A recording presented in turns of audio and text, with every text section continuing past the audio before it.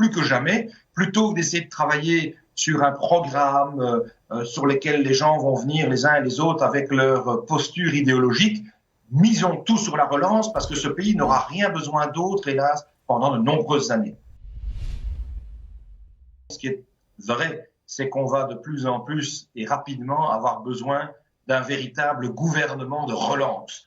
On n'a pas simplement besoin de plan de relance. On a besoin que toutes les bonnes volontés, et pourquoi pas repartons peut-être de ce socle des 10 partis qui ont témoigné d'un sens des responsabilités quand la crise était particulièrement aiguë, et ça se poursuit, pour pouvoir ensemble se mettre autour d'une table et réfléchir à ce qui va objectivement devoir guider l'action politique pour les années qui viennent.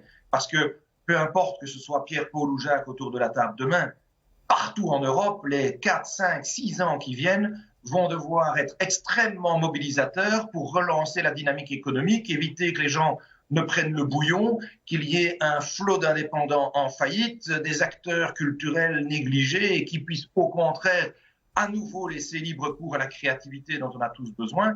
Et donc ce que l'on a besoin, c'est pas simplement d'un gouvernement qui ne soit plus minoritaire, c'est d'un gouvernement de relance qui mettra en second plan toutes les petites querelles politiciennes qui ont pu émailler l'actualité avant que la crise coronavirus arrive, pour réellement se souder sur l'essentiel de cette relance économique, sociale, sans oublier le défi climatique. Qu'est-ce que vous avez pensé de cette fameuse haie de déshonneur, l'accueil qu'ont réservé les infirmiers, les médecins à la première ministre Sophie Wilmès quand elle est venue rendre visite à Saint-Pierre, à l'hôpital Saint-Pierre? Qu'est-ce que ça vous inspire, ça?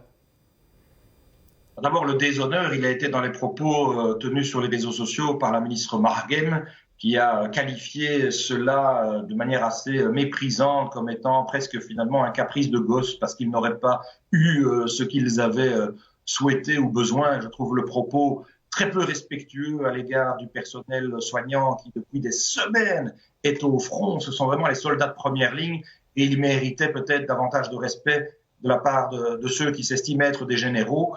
Après, on connaît le fond du problème. Il y a évidemment un vécu, un mauvais ressenti du côté du personnel soignant à l'égard de 2 arrêtés royaux qui ont été pris il y a plus d'1 mois. Un qui concerne la faculté d'une réquisition du personnel soignant et un autre qui concerne la possibilité pour d'autres acteurs de poser des actes infirmiers. Le personnel y voit un signe de dédain par rapport à leurs propres compétences et expertise, un peu comme si on les avait considérés au rabais. Il n'en est évidemment rien. L'honnêteté intellectuelle m'impose de reconnaître que ces textes ont été validés par l'ensemble des partis il y a plus d'1 mois, quand nous étions au plus fort de la crise, quand nous étions en train de craindre que le personnel épuisé ne soit plus suffisant présentement dans les maisons de repos, dans les hôpitaux, et nous recherchions à titre d'anticipation des modalités pour s'assurer que l'ensemble des personnes atteintes du virus allaient pouvoir continuer d'être accompagnées. Nous sommes maintenant plus d'1 mois plus tard. Et c'est à cette période, hélas, que ces arrêtés sont publiés, générant, je le comprends, beaucoup d'incompréhension et d'indignation de la part du personnel soignant qui maintenant a toujours finalement fait la démonstration qu'il était capable d'assumer, d'accompagner cette crise et donc qui voit un acte de mépris. C'est pour ça que comme président du CDH, lors du Supercarn de samedi, j'ai demandé que ces 2 arrêtés soient retirés. Parce qu'aujourd'hui, ils ne répondent plus à une urgence de terrain. Ils sont mal vécus et perçus comme un acte de mépris alors que c'était bien loin de l'intention originale. D'autres présidents de partis ont appuyé cette requête, m'ont soutenu. Mais au final, Madame la Première ministre a estimé que c'était probablement pas le moment, encore trop précoce, puisqu'on ne sait pas de quoi demain sera fait et qu'il n'y a pas jusqu'à présent à mettre de côté l'hypothèse d'un second rebond.